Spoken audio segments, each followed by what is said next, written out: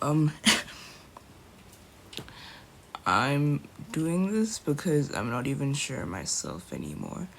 Um, for reference, this is like semi-scripted, so that I can remember what I kind of have to say.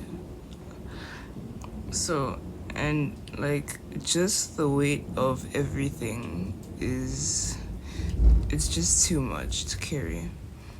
I wish I could have bottled it up forever, but everything just piled up till I can't even breathe anymore. These days, I genuinely feel like such a shitty person because my patience is so low and extremely thin, and I don't really talk to people much anymore like how I used to. When I was around, um, let's say 10 to 12, I was a very sociable person. I was always making, due to like abuse and isolation, I not had to, but I joined Discord a bit underage. Well, not even a bit. I was 10.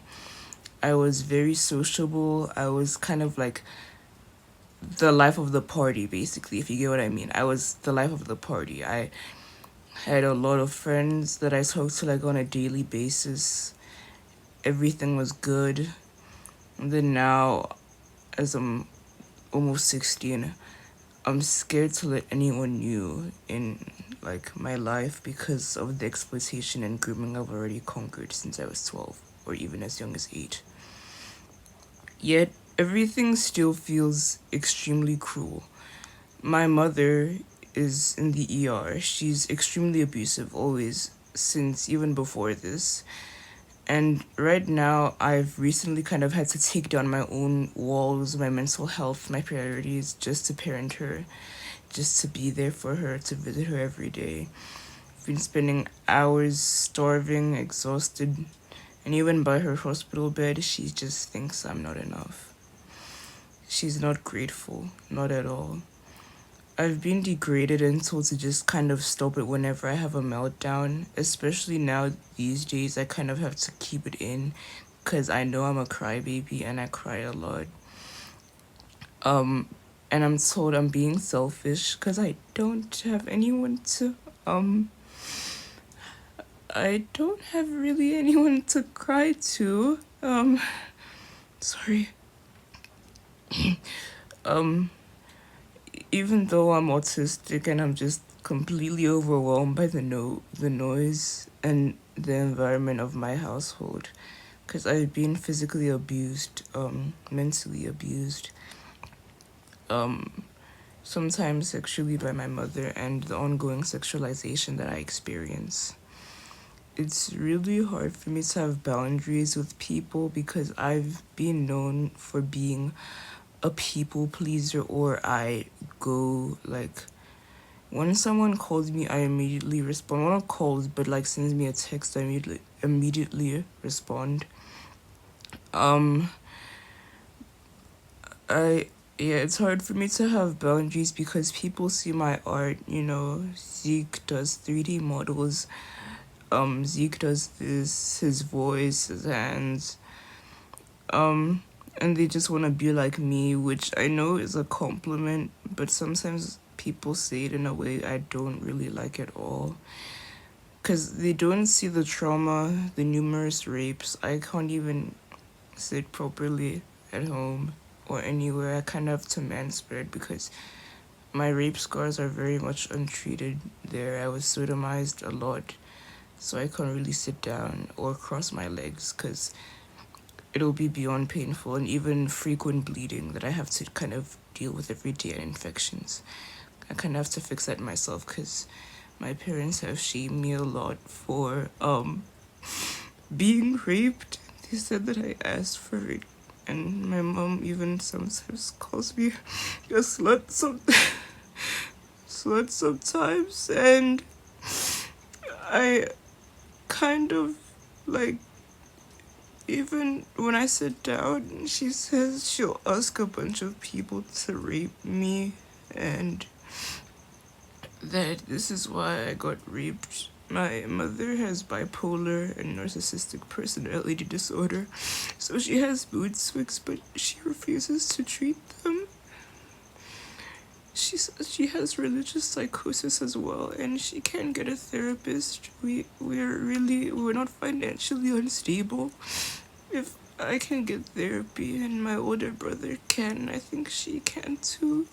She used to have, but her therapist kind of passed away. But I really encouraged her to get a new one. But yeah, my mom is the most physical and abusive out of everyone.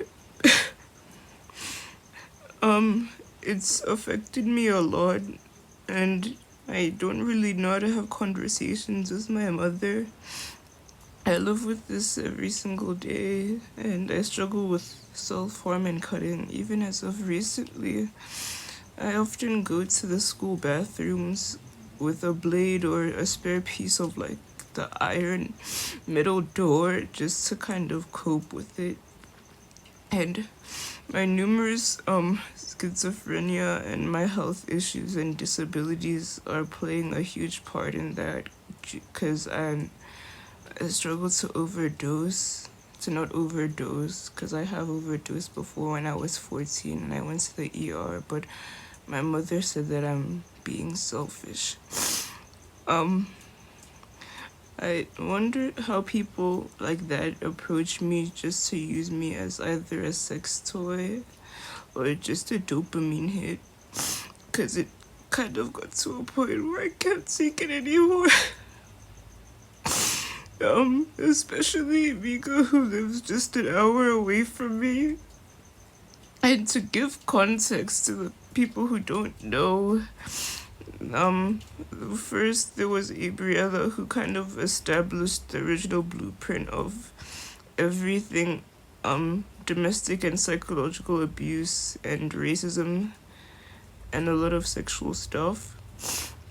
Then my second ex, there was Psyche, who promised to be the safe space I needed, and used that as and used my past trauma as kind of a manual to hurt me again, while consuming every bit of my creative labor and offering nothing at all but mechanical neglect in return.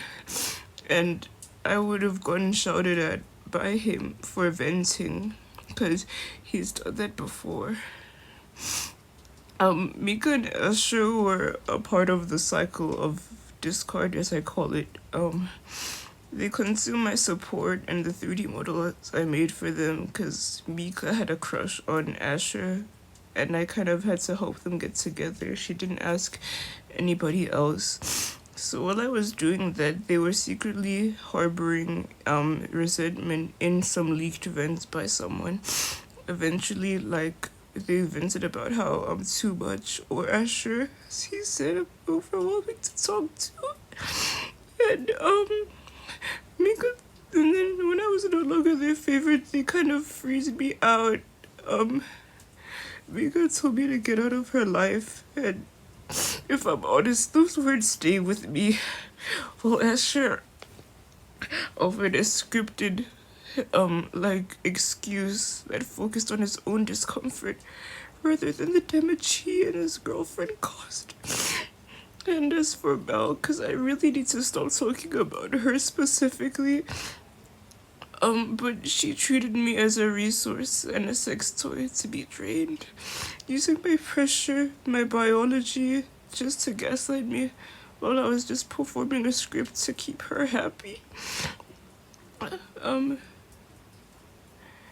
Like, people get scared of me when I vent or when I'm just in my most vulnerable state. And I don't understand why we are kind of scared of that. Mika and Asher vented about me so much, and they aren't even doing anything at all to change. None of them have changed, and yet I still have to keep them anonymous. I have nothing at all left to give, because I give and never receive. It's like an extreme labor balance where I'm always the one providing comfort. I'm so grateful for the people I actually have. that have shown me respect what care is, without ever using a script or venting about me or not communicating. But I'm just in utter shock and disbelief. I'm already 15, moving towards 16, and I feel like I've lived lifetimes worth of abuse from my parents and people who claim to care. Yet they didn't. I'm so worried and scared that my birthday is gonna be just as isolated and alone, just how it always is. Like, like erasing my celebrations so I have to manage their emotions instead of mine. The thing is that I'm really much capable of suicide, and it even scares me because I know that when I truly want to do it, I do it. My 14-year-old self has truly showed that. I've attempted in secret so many times just because I'm so tired of being a placeholder to people or a witness to everyone else's secrets or drama every fucking time. I just want to be loved. That's all I've ever wanted. I wanted to be a child, not a caretaker for someone, an adult's untreated mental health issues, or a script for someone else to follow, a sex toy. The 10 times amounts of rape and sexual assault. I just want to be loved. That's all I ever wanted. I'm really sorry for the crying at the tics, but I think that's kind of all I wanted to say and express, because I'm not too sure who to say it to or what I could do. So, I did post a bit of a thank you again for your support, because I really do appreciate it. Every one of you that's supporting me, whether it's the Ko-Fi or even just the subscribing, the views, it means a lot to me that people enjoy my art and me simply being me. Thank you.